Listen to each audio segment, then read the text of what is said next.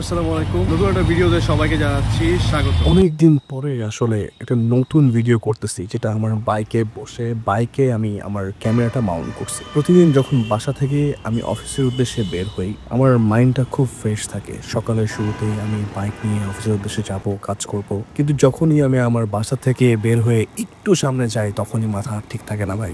এই দিক থেকে অটো, ওই দিক থেকে বাইক, প্যাপু প্যাপু। আর যখনই আমি বাইক চালাই, আমার কাছে মনে হয় যে আমার আগে যাইতে হবে। আমি বাইকটা একটু স্লো চালাই, আমার ভয় লাগে। ঢাকা শহরে বাইক নিয়ে অ্যাক্সিডেন্ট করলে খুবই মর্মান্তিক দুর্ঘটনা হয়ে যেতে পারে। আপনারা যদি আমার এই ব্লগটা দেখেন, দেখবেন যে আমার এভারেজ স্পিড কিন্তু আহামরি বেশি না। হাতিরঝিলের এই জায়গাগুলোতে প্রচুর পরিমাণে আপনার গর্ত হয়ে গেছে। আমি জানি না এখানে কারা কাজ করে, রাজু বা কারা এখানে আছে, আমি নিজেও বুঝি না। অনেক দিন হয়ে গেছে এই জায়গাগুলো খানাখদ্দ হয়ে গেছে। নট অনলি এই জায়গা, আমি ভিডিওতে আসার সময় যখন দেখাবো তখন দেখতে পাবেন যে একটা জায়গা আছে, হচ্ছে এটা আরো সামনের দিকে, ওইখানে অবস্থা আরো খারাপ। কর্তৃপক্ষ যারাই আছেন, যদি কেউ এখানে থেকে থাকেন বা ভিডিও দেখে থাকেন, যদি আপনারা পারেন তাদের একটা লিখিত অভিযোগ দেন বা আমাকে একটু বলেন যে কাকে অভিযোগ দিলে আসলে একটা পরিত্রাণ পাওয়া যাবে। গুলশান 2 এর সিগন্যাল হচ্ছে একটা ম্যাজিক।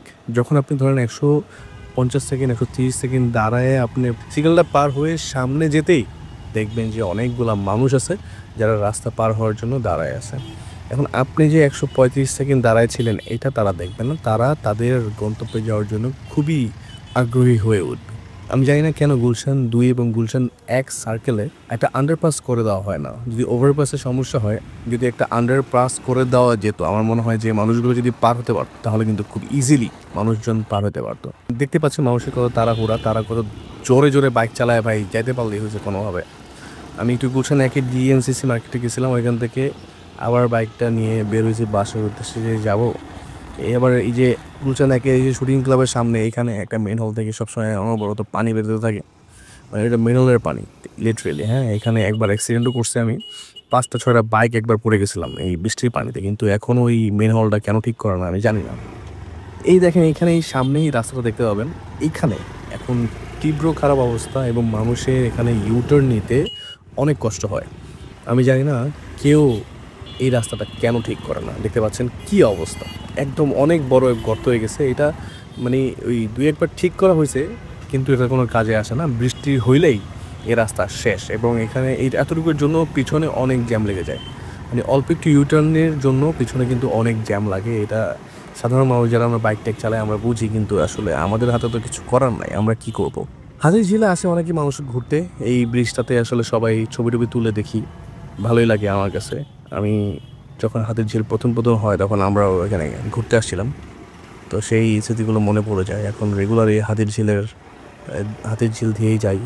হাতিরঝিল আমাদের জন্য একটা বড় একটা প্রজেক্ট। আমি আসলে ধন্যবাদ দিতে চাই যারা হাতিরঝিল প্রজেক্টটা একদম প্রথম থেকে ছিল, এবং বাংলাদেশ আর্মিকে, তারা এই প্রজেক্টটা হয়তো খুব সুন্দরভাবে করেছে। আসলে এটা আমাদের জন্য খুবই একটা বড় একটা আশীর্বাদ বলতে পারি।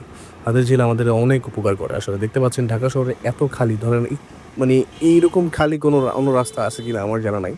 মোটামুটি 3-4 কিলো খালি পাওয়া যায় হাতিরঝিলে। আপনি যদি পুরো টার্নটা দেখেন, আসার সময় বা যাওয়ার সময় যাই বলি না কেন, ভালো একটা রাস্তা কিন্তু আমরা হাতিরঝিল দিয়ে পার হতে পারি। হাতিরঝিল না থাকলে হয়তো বা আমার অফিস যাওয়াটা একদম মানে দুর্বিষহ হয়ে পড়তো। বাসায় আসার সময় অনেক কিছু ভাবি যে আজকে এটা করবো, আজকে এটা করবো, বাট সত্যি কথা বলতে গেলে এইসব রাস্তা দিয়ে যখন বাইক টাইক চালায় আসি, তখন খুবই খারাপ লাগে, এক্সস্টেড লাগে। বাসায় আসার পরে আমি অনেক সময় খুব মাথা টাথা ঘুরে, কারণ রাস্তায় এত গাড়ি থাকে। আর ইদানিং আমার একটা জিনিস হয়েছে, আমি জানি না এটা অনেকের হয় কি না, আমি বেশি হর্ন বা মানে গাড়ির আওয়াজ শব্দ শুনলে আমার খুবই প্রবলেম হয়। আর স্পেশালি হচ্ছে অটোর যে হর্ন আছে না, এটা ট্যাপ ট্যাপ ট্যাপ, মানে এই হর্নটা ভাই কানে গেলে, মানে আমার এই হর্নটা কানে গেলে আমার খুবই কষ্ট হয়। বাংলাদেশের মানুষ তারা ফেসবুকে অনেক কথা বলে যে ভাই ফুটপাতে গাড়ি চালান কেন, এই করেন কেন, সেই করেন কেন। এখন ভাই ফুটপাতে যারা গাড়ি চালায় ওরাই বেশি কমেন্ট করে। কয়েকদিন আগে একটা ইনসিডেন্ট হলো, একটা মানুষের হয়তো চাকরিও চলে গেছে এইসব কারণে। সো আপনারা মানে যতটুকু আইন আপনি মানতে পারেন ভাই, আপনার হাতে আছে, আপনি মানেন। দেখেন, খালি আসেন দোষ দিতে, ও যায়, মানে সামনে একজন গেলেই হয়েছে যে ও যেতেছে, আমি কেন যাব না। মানে আরেকজন যদি কোনো মানে খারাপ কাজ করে, আপনার সাথে করতে হবে এমন কোনো কাজ নেই না। আইনের ঊর্ধ্বে আমরা সবাই খুব ইজিলি চলে যেতে পারি, কারণ হচ্ছে ওই যে ঘুষ টুসের একটা জিনিস আছে যে আমাকে ধরলে আমি খুব ইজিলি ছাড় পেয়ে যাব, আমার কোনো শাস্তি নাই, 100 টাকা 200 টাকা 300 টাকা দিয়ে আমি ছাড় পেয়ে যাব। এই ফাঁক ফোকরগুলো রয়েই গেছে আর কি। তো আমাদের আইনের প্রতি যতটুকু সম্মান দেখানো উচিত আমরা দেখাই না, এটা সত্যি কথা। আর নিজেরও দায়বদ্ধতা নাই যে আমি একটা রুল মেনে চলবো, হর্ন কম দিব। মানে যার যেমন ইচ্ছা ভাই চলে, আর ফেসবুকে এসে অনেক বড় বড় কথা বলে যে এটা করা যাবে না, ওটা করা যাবে না। নিজের চরকায় তেল দেওয়া যেটাকে বলে, যে ভাই নিজে কি করতেছেন আপনি দেশের জন্য। অ্যাটলিস্ট আমি আমাকে এটা বলি, আমার আশেপাশে যারা বন্ধু বান্ধব আছে তারা বলে যে, তারা আমাকে মানে পোক করে যে আমি যদি এগুলো মেনটেনও করি, অনেকে এগুলো আবার ভালোভাবে নেয় না, আমাকে সুশীল বলে। কিন্তু আমি ভাই ট্রাই করি এগুলো মেনটেন করার। হ্যাঁ, আমি 100% করা পসিবল না যেই স্ট্রাকচার, বাট এই স্ট্রাকচারের থেকেও আপনি আইনটাকে মেনটেন করতে পারেন। সচিবালয়ের যে মেট্রো স্টেশনের নিচে যেই আপনার দুদক থেকে আসার সময় এখান থেকে যে ডানে যেতে হয়, এটা স্ট্রেইটে কোনো ফাঁকা রাখে নাই, ডান দিকে একটু আগে বের তারপরে ফাঁকা রাখছে। এই জায়গাটার জন্য অনেক জ্যাম হয়। এখন ভাই যারা ইঞ্জিনিয়ার তাদের থেকে তো আমরা বেশি বুঝি না। ইঞ্জিনিয়ারগুলো যদি এরকম একটু কম ক্লাস করে তাহলে আর কি করার ভাই। আমার মনে হয় যে আমাদের দেশের মানে যে ইনফ্রাস্ট্রাকচারগুলো আছে এগুলো যখন ডেভেলপ করা হয়, এখানে ইঞ্জিনিয়ার আর মানে আরও ভালো ভালো মানুষদের তো পরামর্শ নেয়, কিন্তু যারা রেগুলার এখান থেকে যাতায়াত করে তাদেরও একটা পরামর্শ নেওয়া উচিত। কারণ অনেক সময় ভাই অনেক বড় বড় মানুষ অনেক ছোটো ছোটো ভুল করে ফেলে। এই ছোটো ছোটো ভুলগুলোর কারণে আমাদের অনেক টাকা নষ্ট হয় এবং আমরা মানে আমাদের সাধারণ জীবনযাপন আমরা করতে পারি না। আচ্ছা, পুরান ঢাকায় যখন ঢুকি তখন তো ভাই মাথা টাথা আরও আওলায় যায়, একদম তার তুর ছিঁড়া জায়গা। আর একটু বৃষ্টি পড়লে ধরেন পানি তো আর অভাব নাই, বুঝছেন। আর এই পানি কয়েক জায়গায় আছে যেটা মানে চিরকালই থাকে, মনে হয় যে আমি কি বলবো। আর এই যে বাংলাদেশ মাঠ বা পাকিস্তান মাঠ যাই বলি না কেন, এই জায়গার সামনে রিসেন্টলি কাজ করতেছে, কিন্তু আমি জানি না যে এগুলো কবে কি হবে না হবে।